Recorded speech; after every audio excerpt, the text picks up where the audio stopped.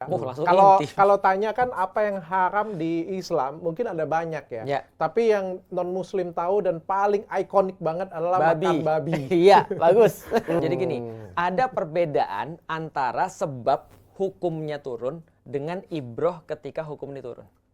Bingung kan? Sebab Sebabnya. itu beda dengan ibroh tuh apa ya? Ibroh tuh kayak Waktu atau bukan, bukan. bukan makna, tapi lebih kepada apa ya? Ibroh itu apa ya? Pelajaran bisa.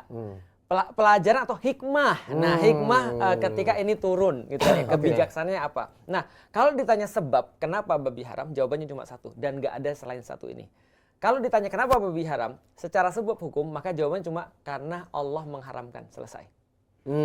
Kalau Itu kita mau otoritas, jawab kan? ibrohnya baru bisa berbeda.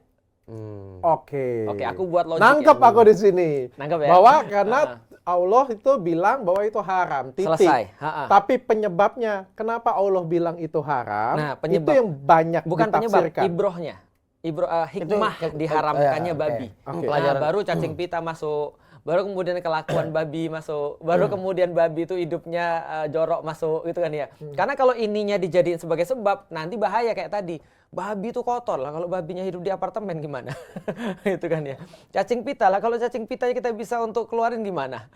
Nah, karena itulah bukan penyebab, tapi lebih kepada hasil atau ibroh. Oh, gini, ini akses, ini ekses. Ini adalah penyebabnya, ini adalah hasilnya.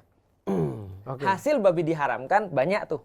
Tapi kalau penyebabnya cuma satu, karena Allah yang mengharamkan. Oke, Selesai. pertanyaannya kenapa? Kan kita kan sebagai Kenapa? makhluk yang Why? logik dan kritis, Betul. ya kan? Why? Kita bertanya, kenapa Betul. Tuhan mengharamkan itu babi? Kenapa nggak kerbau? Kenapa nggak sapi? Kenapa nggak ular? Padahal ular kan lambang syaiton. Benar. Ular ternyata ada lambang syaiton, ada lambang Musa.